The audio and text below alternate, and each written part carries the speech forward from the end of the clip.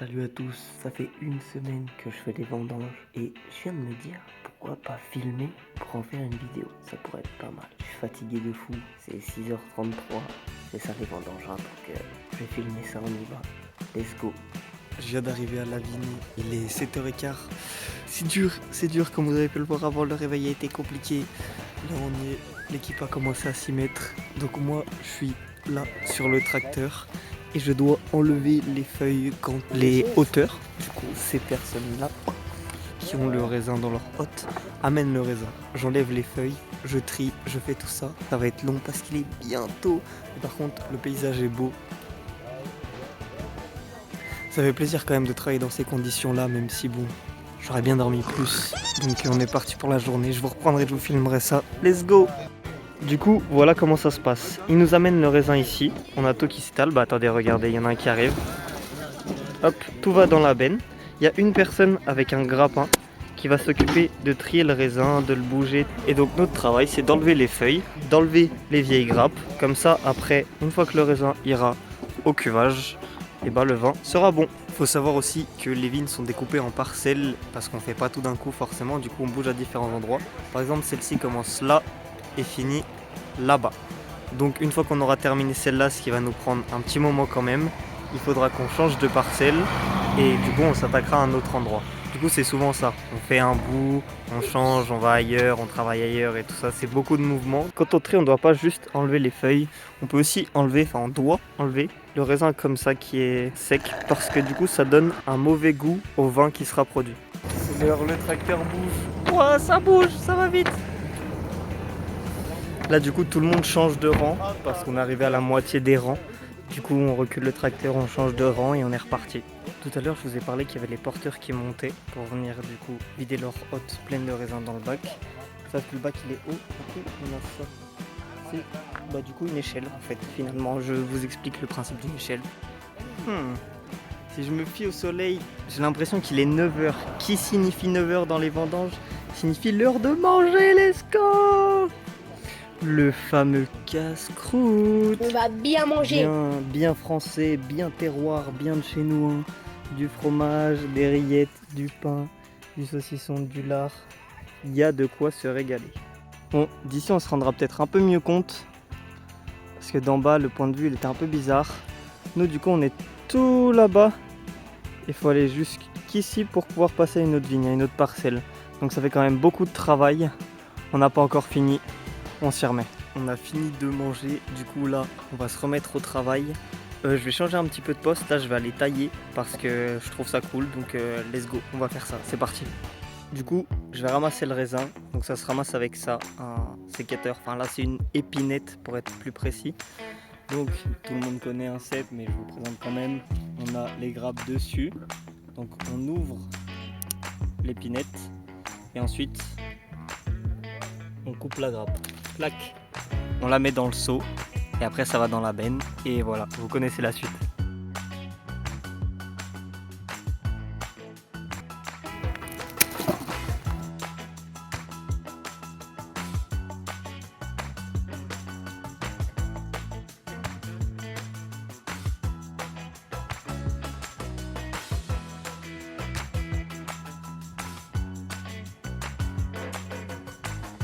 Voilà en gros le travail du coupeur. Il faut savoir que j'ai beaucoup de respect pour eux parce que moi j'ai été principalement embauché pour faire du tri dans la benne. Mais c'est vraiment pas le plus dur. Le plus dur c'est de couper le raisin, d'être toute la journée comme ça debout, d'avoir mal au dos parce que oui ça fait d'énormes douleurs au dos. Donc gros respect à tous les coupeurs. Et faut pas croire que je me suis filmé pour couper de cèpes hein, et après je suis arrêté, je suis retourné, rien à faire.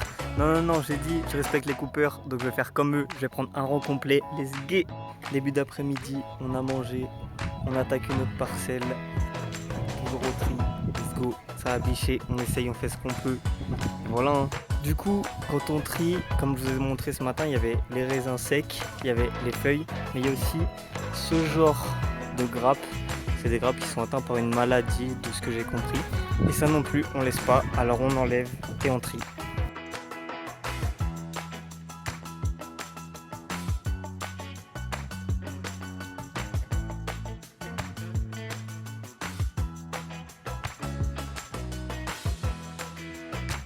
Ok, aujourd'hui on a changé de parcelle, on est dans un trou comme vous pouvez le voir dans une cuve et que ça monte, c'est trop grave, la pente elle est trop raide, moi je suis toujours là donc ça va, je suis bien mais courage à eux parce que là il va en falloir.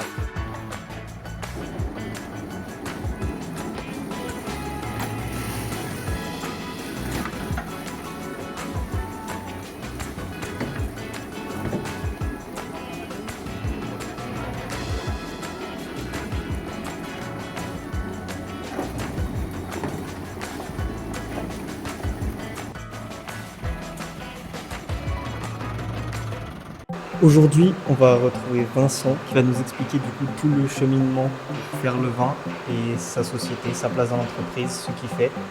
On est dans son cuvage juste ici. Donc voilà, il va nous faire découvrir tout ça. C'est parti. Du coup, aujourd'hui, on est avec Vincent. Bonjour Vincent, ça va? Salut Thibaut, ça va? Très bien. Qu'est-ce que tu fais là? Est-ce que tu peux nous expliquer? Alors là, on est en fin de vinification et je suis après à soutirer les vins qui sont donc les vins de l'année pour les séparer de ce qu'on appelle les lits, les déchets qui vont être au fond de la cuve. Donc là, on soutire le vin clair qui est dans une cuve là-bas et qui descend dans cette cuve-là et on récupérera toutes les lits à la fin pour les envoyer à la destruction. Du coup, Vincent, comment s'appelle ton domaine? Alors ici, on est au domaine Donzel, donc c'est mon nom de famille et depuis 4 générations, quoi. C'est mon arrière-grand-père qui a commencé le domaine. Est-ce que tu veux faire ça depuis que tu es petit? Ouais, j'ai décidé très tôt d'être là-dedans, déjà plus petit attiré par les tracteurs, puis après par la vigne, quoi. Tu as fait une formation spéciale pour faire ça? Ouais, j'ai fait 5 ans d'études au lycée viticole de Beaune, de la seconde jusqu'au bac plus 2, quoi, au BTS. Ok, c'est cool, et ça te plaît toujours autant? Ouais, j'aime beaucoup ce que je fais, ouais, même si c'est un peu compliqué avec les nouvelles réglementations, mais le métier de vigneron est toujours très sympa, ouais. Parfait. C'est quoi ta facette préférée du métier? Eh ben, la période des vendanges, faire le vin, c'est vraiment très intéressant, vraiment produire son vin. Et après, tout ce qui est travaux de la vigne, c'est quand même sympa d'être dehors tout au long de l'année, quoi. Ok. Donc, il nous a parlé qu'il allait nous montrer comment faire son vin. On va voir. Il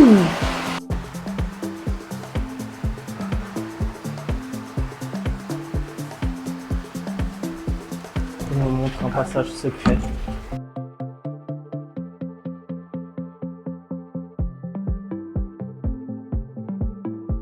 Donc le pressoir, il est là, c'est le truc jaune qu'on voit à peine là. Ok, ça c'est le pressoir. Ouais, et donc là, il y a ce qui ressort du pressoir, ce qu'on appelle le marc, hein. C'est vraiment à la fin, après pressurage, il reste ça, c'est ce qu'on appelle le marc, qui va partir à distiller justement pour faire du marc, ni plus ni moins. Du coup, Vincent, est-ce que tu peux nous expliquer comment est-ce que tu fais le vin après qu'il a été vendangé, une fois qu'il a été ramené ici? Il a été ramené ici, donc on le met dans les cuves, et donc on encube ici, il va partir en fermentation, on va le garder 8, 10, 12 jours, suivant les vins qu'on va obtenir fermentés, avec le raisin donc, et au bout de ces 10-12 jours, on décuve, et on va pressurer ce qui va nous rester de raisin pour obtenir le vin.